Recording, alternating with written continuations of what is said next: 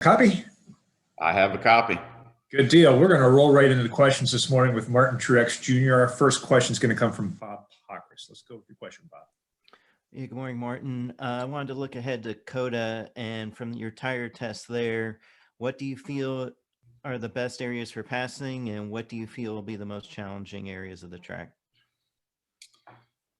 Yeah, so there's a lot of, I feel like there's a handful of really good passing zones. Obviously, as usual, after the longest straightaways and the front straightaway, the back straightaway are both very long into really hard braking zones to low speed first gear. So those are definitely good areas. There's a little short shoot on the back about halfway around the track. That should be pretty good. And then I think coming out of the last corner onto the front straightaway is a good one as well. So I think there's going to be plenty of opportunities there with it, and especially the fact that it's it's got older pavement and it's going to have some pretty decent tire wear, so that's going to open up a lot of opportunities as well. It should be fun. Is there any part of that track that you all are not used to as far as the other road courses that you've run? Is there something that's really going to be like, wow, this is totally different than anything I've ever done before? I think in general the track has kind of a little bit of that, just because it's so unique with it's got high speed and low speed, so it's kind of like Sonoma and Watkins Glen all pushed together. So it's a little different in that aspect. But I think as far as a road course go, I mean, it's a road course, so it's I don't think there's anything that guys are going to be completely freaked out about or lost about. Thank you. Thanks. Our next question is going to come from Mark Garrow. Go ahead with the question, Mark. I just want to follow up a little bit on COTA, Martin. For me and a lot of us in the United States, it kind of popped onto our radar when they ran the F1 race there. Have you ever thought like, Jimmy had a chance to drive one of those cars? Would you ever love the opportunity to practice and try one of those cars? Possibly, depending on the track. And I think that's a completely different world, than driving a stock car. So be careful what you wish for, I guess. But yeah, it'd be neat to just feel what it was like, and maybe experience that in an open, kind of deal like they did before car swaps or whatever. I don't know about going to try it in a real race. That'd be I'd be out to be somewhere I probably didn't belong, but it'd be cool to experience those cars, what they felt like, and how much different it really is. How do you feel right now? You're second in the regular season points. You said after Darlington the other night that it's about gathering playoff points now. It's about trying to get ready for the playoffs and gathering as many playoff points as possible. Is it doable to reel Denny Hamlin in 75 points out? Yeah, I mean, it's doable for sure. I don't know that it's obviously going to take a little bit of rough luck on their part. I mean, we've had a couple bad races, and that's really the difference. So wrecked at Daytona, wrecked at Talladega, and a flat tire on the last green white checker at Bristol really hurt us. So we've had a couple bad finishes, and that's really the difference. And they're going to need to have a few of those, I think, for us to catch them. So we'll see how it plays out, but obviously feeling great about where we are as a team and what we're doing, and if we can keep winning races, we'll do what we need to do points wise. Do you think about? I mean, is points, as a quick follow up, are points on your mind at all, or you just go to race and whatever happens? I think when you talk about points, we're thinking championship bonus playoff points. So winning races, winning stages, that does what we need to do. And that's what we did this past weekend. So it'd be great to win the regular season, because that's a chunk of those as well. So we'll see. I mean, we'll just have to see, how it goes. But, we're in a good place and focused on what we're doing. And the team's doing a great job. So need to keep pushing and keep gathering those bonus points. Our next question will come from Daryl Kinsey Jr. Go ahead with the question, Daryl. Martin, let's jump back to Darlington. When you guys went there in 2020, it was the first race after the COVID lockdowns. There was nobody there. How did it feel to be at that track? You jump out doing the massive burnout and having fans actually in the grandstands.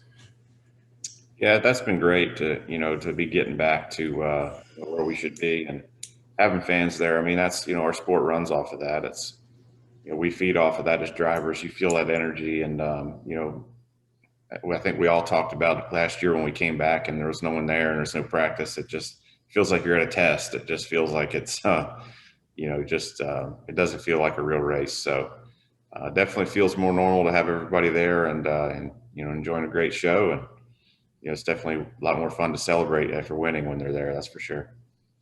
And how much confidence does it feel the JGR organization, knowing that the top two cars are you and your teammate Denny Hamlin in the points right now? Yeah, no, that's good. I think everybody's pleased with where we're at, and it's just the sport changes quickly, and it's very difficult. So we just need to keep pushing and working hard in the direction we're going. I think the great part about it is we had a game plan. I felt like after last year we weren't happy with where we were, and everybody went to work and worked in a lot of key areas and did a lot of great things. So feeling good about it. I think all of our cars are running well consistently. That's a good thing. We've all had chances to win or have won. So yeah, it's been good. Just keep pushing and try to win more, and hopefully we stay on top of it. Thank you. Thank you. Our next question is going to come from Cole Cusimano. Go ahead with your question, Cole. Thank you, Matt, and thank you for the time today, Martin. Looking at Dover, over the last 2 years, you haven't finished below second. What is it about this track that makes you so good, I guess?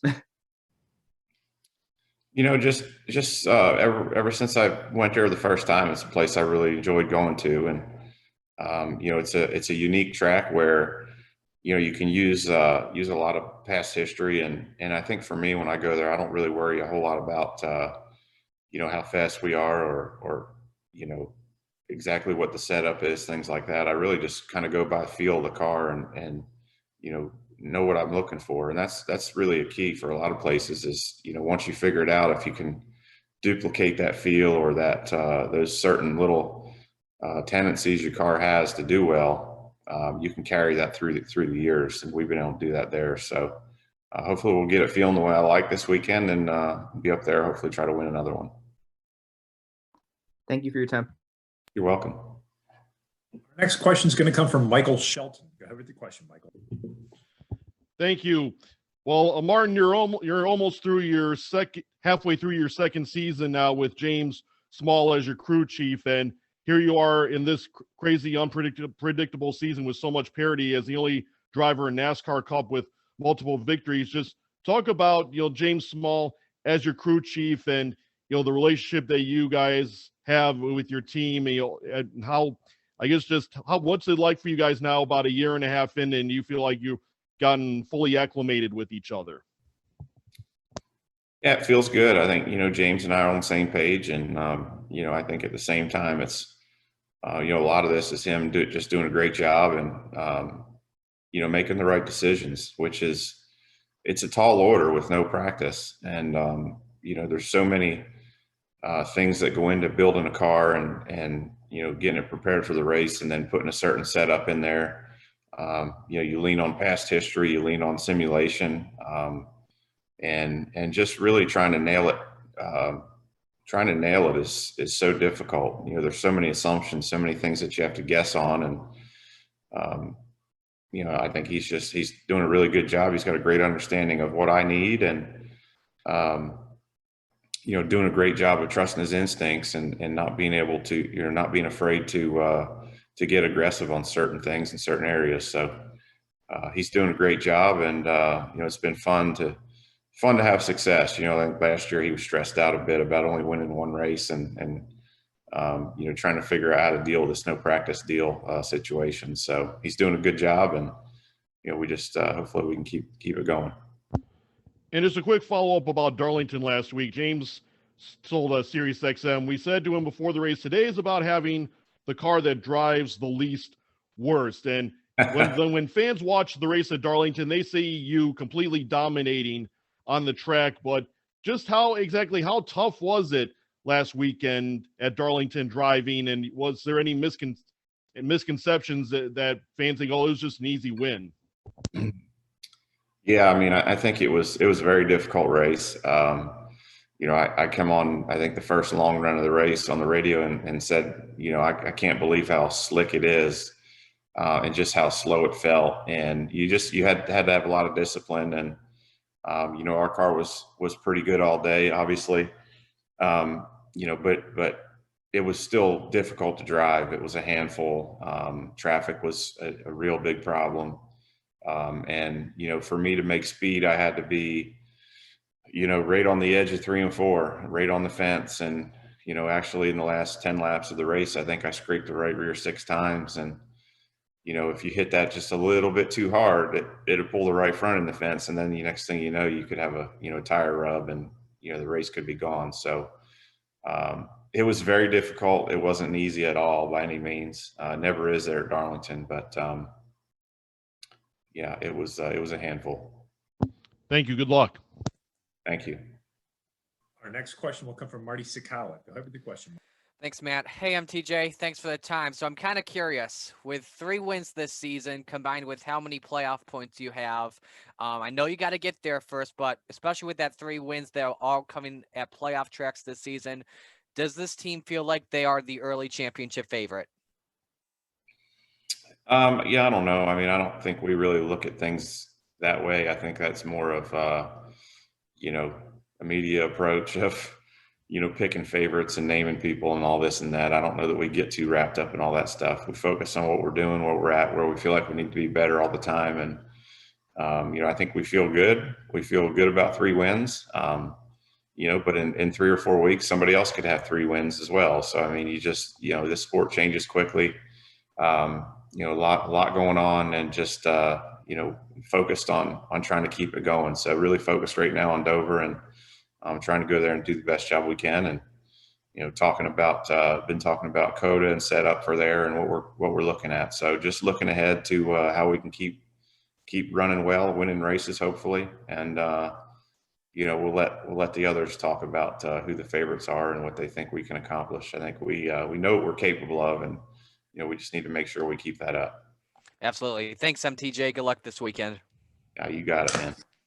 Our final question is going to come from Ron Vroman. Go ahead with the question, Ron. Sorry, I had to unmute myself.